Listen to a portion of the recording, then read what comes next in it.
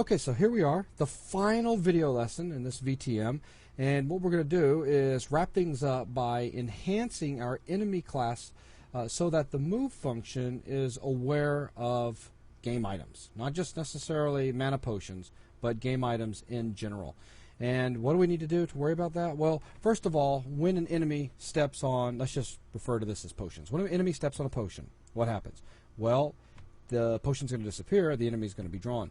When the enemy steps off of that position, what happens? Well, currently, we have already seen with the previous videos that basically it disappears. It's gone. It's still there. We can run over it. We can still get mana points, but we don't see it. The same thing that happened when a fireball originally went over a potion. So I need to make sure that when an enemy steps off of where a potion was located, or a game item in general, that item will then be shown immediately. So a little different than working with fireballs, where the fireball actually destroyed that particular game item, and then the game item respawned after a few minutes. In this particular case, we need to make sure that's visible just as soon as the evil monkey steps off of it.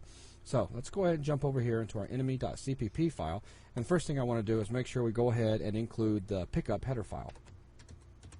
Don't want to make the same mistake we did in the last video.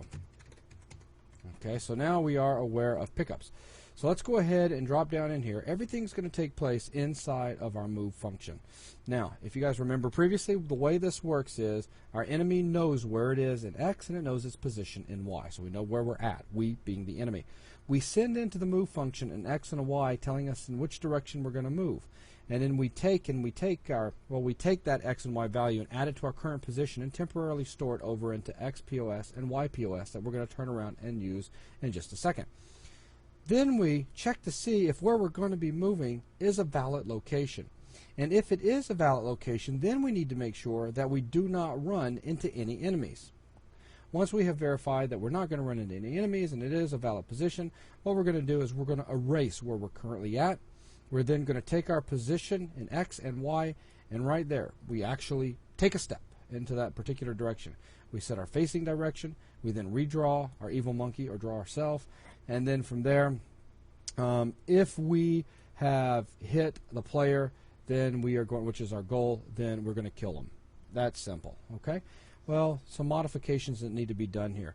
Basically, we need to start out by first, after looping through all of our enemies, we now need to turn around and loop through all of our game items and check to see if where we're standing right before we move off is a position that had a game item there. So to do this, I'm going to create a variable up here that I'm going to use to tell me if I need to draw the floor or not in that location. So it's going to be a bool draw floor, and we're going to assume that starting out, we are never standing on top of a game item. So we're always going to draw the floor once we move off that location. We'll draw the floor. So we'll go ahead and set that as true to begin with. Now what I want to do is let's come down here and grab our little loop where we are walking through our list. And let's see, right about here. Let's paste that and close it off like such. Now let's come up here and, of course, change NPC over to game items. And same as over here, game items. All right, great. Now we're looping through our game items. Well, what do we want to do? We want to check if our location matches the location of anything inside the game items list. This means that we're obviously standing on top of some game item. And if that is the case, then what I want to do is go ahead and set draw floor to false, so that when we move off, we don't want the floor to get drawn. Basically, we want our sprite to get drawn, which of course the floor is going to be up underneath it, so it's all going to work out well. So what I'm going to do, instead of typing out this very long line next for checking, is I'm just simply going to come over here to my, let's see, we did it in the fireball in the last lesson, and we'll come down here to where we loop through all the game items, and here's where we check locations. Well, guess what? Same exact code. So let's copy these two lines right here. Let's go ahead and come back over here to enemy and paste. Beautifully done. Okay, so there we go.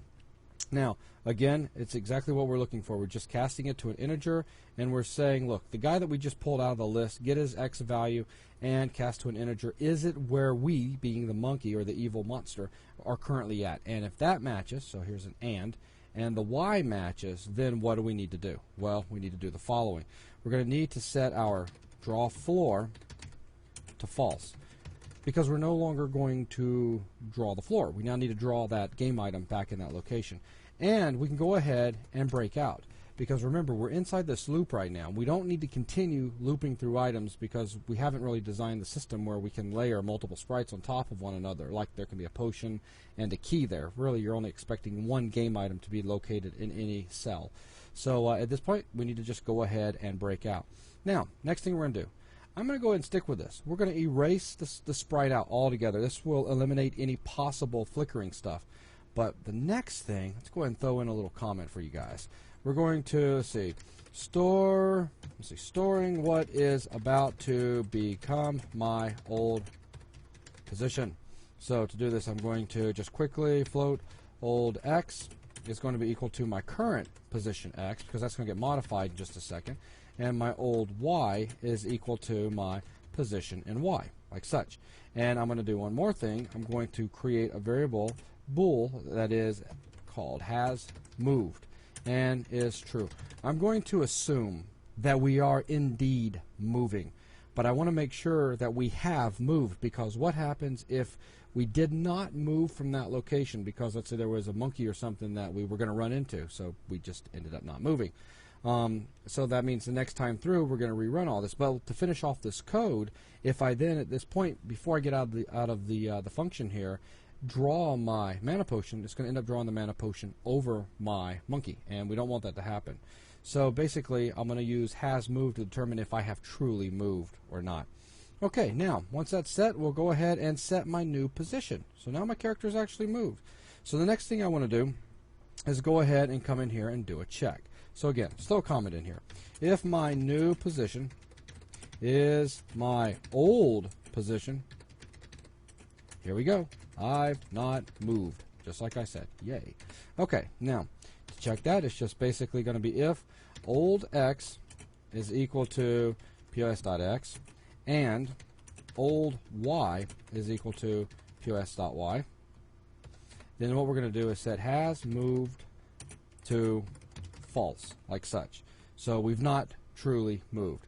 Now we'll go ahead and take care of our facing stuff here. Now what I want to do is come down here and handle drawing my sprite back. So I was on a how about we do it like this? I was on a potion, just for now. And now I'm moving.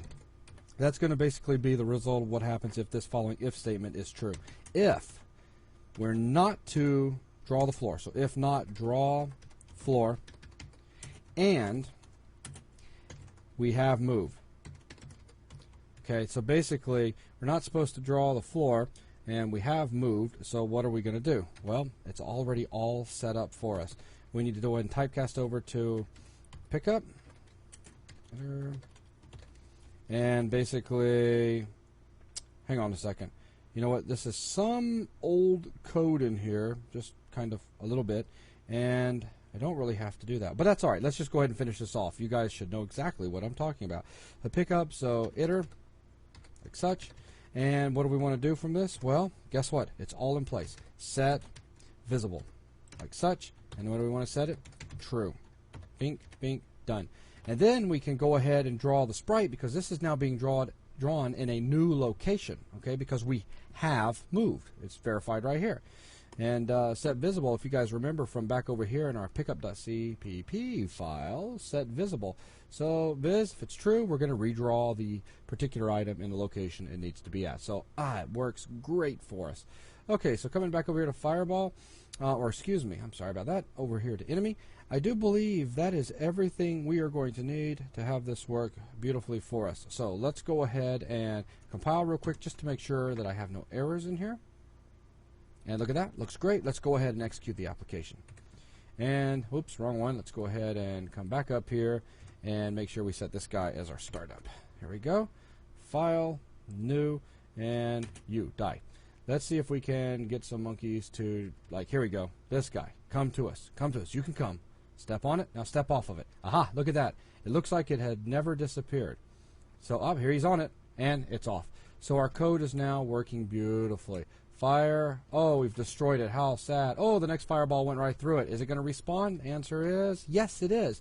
So everything is working beautifully. Plus, of course, if I come through here and collect all of this, I've now picked up 6 times 3, 18 points of mana, and respawn, respawn, and respawn. Perfect.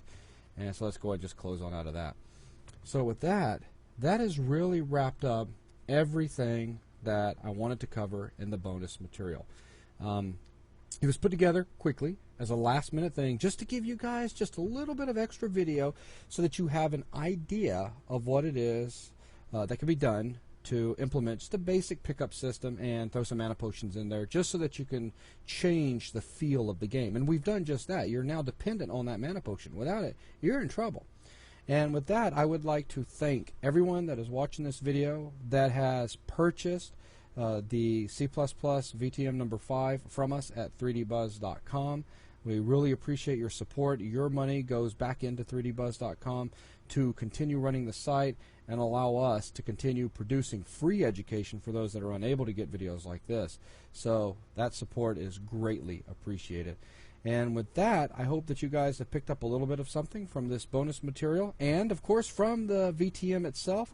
And I thank you very, very much for your time. And with that, that's going to wrap up this lesson and the entire VTM.